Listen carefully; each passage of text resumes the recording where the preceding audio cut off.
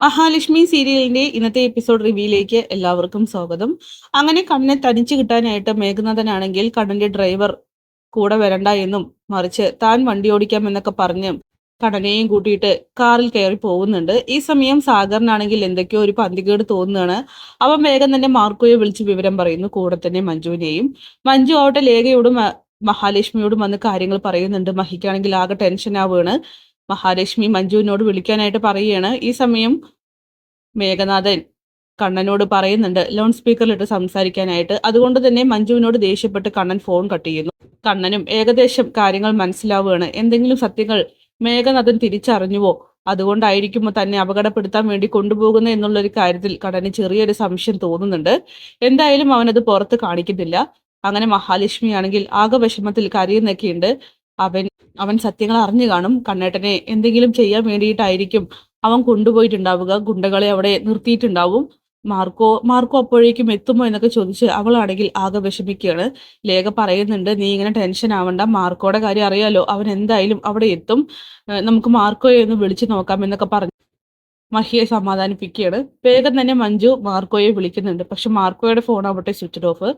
മഹിക്കാണെങ്കിൽ അതുകൂടി ആകുമ്പോൾ സഹിക്കാനായിട്ട് കഴിയുന്നില്ല. അവൾ വേഗം തന്നെ അയ്യപ്പസ്വാമിയുടെ മുന്നിൽ പോയി നിന്ന് കരഞ്ഞു പ്രാർത്ഥിക്കുകയാണ്. ഒരു ദുഷ്ടന്റെ കൂടെയാണ് കണ്ണേട്ടൻ പോയിരിക്കുന്നത്, എന്റെ കണ്ണേട്ടനെ രക്ഷിക്കണം, എനിക്ക് പേടിയാകുന്നു എന്നൊക്കെ പറഞ്ഞുകൊണ്ട് അവളാണെങ്കിൽ കരഞ്ഞ് പ്രാർത്ഥിക്കുന്നുണ്ട്. ഈ സമയം ആ ഒരു സിദ്ധയായിട്ടുള്ള അമ്മയാണെങ്കിൽ ഇതൊക്കെ തന്നെ കേൾക്കുകയാണ്. അമ്മ പലതും തീരുമാനിച്ചുറപ്പിച്ചിട്ടുണ്ട്. അതുകൊണ്ട് അമ്മയാണെങ്കിൽ ചെറിയൊരു പുഞ്ചിരിയോട് കൂടി തന്നെയാണ് മഹാലക്ഷ്മിയുടെ പ്രാർത്ഥന ഉൾക്കൊള്ളുന്നത്. എന്തായാലും മഹാലക്ഷ്മി ആണെങ്കിൽ സങ്കടത്തോട് കൂടിയിട്ട് കണ്ണനെ കുറ്റപ്പെടുത്തുന്നുണ്ട്. കണ്ണേട്ടന് ഇപ്പൊ കുറച്ച് ആത്മവിശ്വാസം കൂടുതലാണ്. ഇപ്പൊ നടക്കാൻ തുടങ്ങിയല്ലോ, അതുകൊണ്ട് തന്നെ നമ്മൾ പറയുന്നതൊന്നും തന്നെ കേൾക്കുന്നില്ല. ഞാൻ പലപ്പോഴായിട്ട് കണ്ണേട്ടനോട് പറഞ്ഞിട്ടുള്ളതാണ്, ഒറ്റയ്ക്ക് പോവരുതെന്നും എന്ത് കഴിക്കുന്നുണ്ടെങ്കിലും സൂക്ഷിക്കണം എന്നൊക്കെ. ഇപ്പൊ നടക്കാൻ തുടങ്ങിയതിന് ശേഷം കണ്ണേട്ടൻ ഞാൻ പറയുന്നതൊന്നും തന്നെ കേൾക്കുന്നില്ല, എനിക്കെന്തോ പേടിയാകുന്നു എന്നൊക്കെ പറഞ്ഞ് വീണ്ടും വീണ്ടും മഹിയാണെങ്കിൽ സങ്കടപ്പെടുമ്പോൾ ലേഖയ്ക്കും മഞ്ജുവിനും എന്ത് പറഞ്ഞ് അവളെ സമാധാനിപ്പിക്കണമെന്ന് അറിയുന്നില്ല. അങ്ങനെ കണ്ണൻ ചോദിക്കുന്നുണ്ട്, ഇത് എവിടേക്കാണ് നമ്മൾ ഈ പോകുന്നത്? എടാ കണ്ണ, നീ ഒന്ന് സമാധാനപ്പെടും, നമ്മൾ പോകുന്നത് എല്ലാത്തിനും ഒരു തീരുമാനം ഉണ്ടാക്കാൻ വേണ്ടി തന്നെയാണ്. അങ്ങനെ ഒരിടത്തെത്തുമ്പോൾ മേഘനാഥൻ വണ്ടി നിർത്തുന്നുണ്ട്. എന്നിട്ട് കണ്ണന്റെ വീൽ ചെയർ എടുക്കാനായിട്ട് പോകുമ്പോൾ തന്നെ കണ്ണൻ എന്തൊക്കെയോ ഒരു സൂചന കിട്ടുകയാണ്. കാരണം അവന്റെ നോട്ടവും ഭാവവും മട്ടും ചിരിയൊക്കെ തന്നെ കണ്ണനിൽ വല്ലാത്തൊരു സംശയമാണ് ഉണ്ടാക്കുന്നത്. അങ്ങനെ മേഘനാഥൻ ആ ഒരു വീൽ ചെയർ എടുക്കുമ്പോൾ തന്നെ മാർക്കോ വരികയാണ്. അതെ, ഒരാൾ കൂടി ഉണ്ടെന്ന് പറയുമ്പോൾ മേഘനാണെങ്കിൽ ആകെ ഷോക്കാവും. മാർക്കോയെ കാണുമ്പോൾ കണ്ണന് ചെറിയൊരു ആശ്വാസമാവുകയാണ്. ചെറുതല്ല, വലുത് തന്നെ. അങ്ങനെ മാർക്കോ പറയുകയാണ്, ഇവിടെ വെച്ച് സംസാരിക്കണ്ട, നിനക്ക് എന്തെങ്കിലുമൊക്കെ സംസാരിക്കാനുണ്ടെങ്കിൽ ഞാൻ പറയുന്ന സ്ഥലത്തേക്ക് വാ, എന്റെ പുറകെ തന്നെ കാർ ഓടിച്ചു വരാനായിട്ട് മേഘനാഥനോട് മാർക്കോ പറയുന്നു.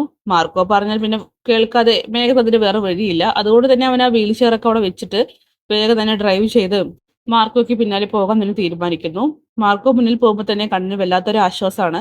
ഇനി മേഘന്റെ യാതൊരു കളികളും നടക്കില്ല എന്നും താൻ ചതിക്കപ്പെടില്ല എന്നും കണ്ണന് പൂർണ്ണ ബോധ്യമുണ്ട്.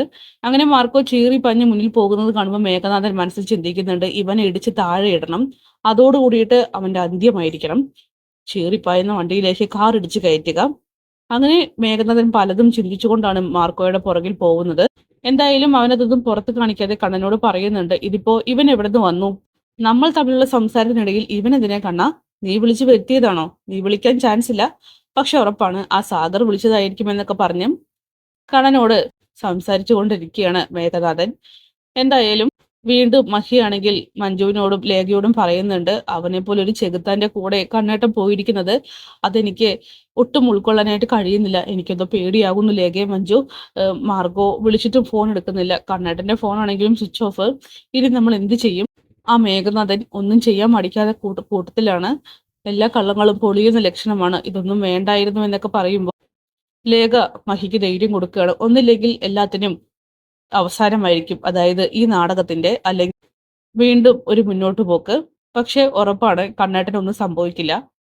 എന്തൊക്കെ പറഞ്ഞാലും കണ്ണേട്ടനും അനന്തുവേട്ടനെയും മാർക്കോയും പോലെ കൈക്കരുത്തുള്ള ഒരു മനുഷ്യൻ തന്നെയല്ലേ. അതുകൊണ്ട് അവനെയൊക്കെ നേരിടാനുള്ള ശക്തി കണ്ണേട്ടനുണ്ടാവും. മഹി, നീ ഒന്ന് സമാധാനത്തിലിരിക്കുന്നൊക്കെ പറയുമ്പോ അവൻ ചിലപ്പോ ആളുകളെയൊക്കെ ഏർപ്പാടാക്കിയിട്ട് തന്നെയായിരിക്കും ലേഖയെ അവിടെ നിൽക്കുന്നുണ്ടാവുക എന്ന് പറയുന്നു.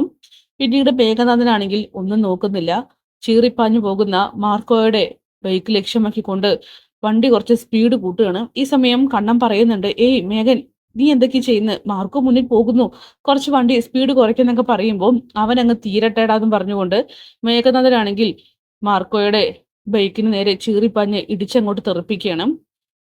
മാർക്കോയാവട്ടെ തെറിച്ചു വീഴുന്നുണ്ട്. മേഘനാഥൻ എന്തോ സാധിച്ചതിന്റെ സന്തോഷത്തിൽ അങ്ങനെ പൊട്ടിച്ചിരിക്കുന്നു. കണ്ണനാണെങ്കിൽ ആകെ ഷോക്കാവുകയാണ്. മാർക്കോ എന്ന് വിളിച്ചുകൊണ്ട് അവനാണെങ്കിൽ നിലവിളിക്കുന്നുണ്ട്. പക്ഷെ കണ്ണൻ പരിസരം മറന്നു പോവുകയാണ്, കാലുകൾ ഉയർത്തുന്നുണ്ട്. അങ്ങനെ മേഘനാഥൻ ആ കാഴ്ച കാണുകയാണ്. എടാ കണ്ണ, ഇപ്പൊ എന്താ സംഭവിച്ചത്? നിന്റെ കാലുകൾക്ക് ചലനശേഷി തിരിച്ചു കിട്ടിയോ?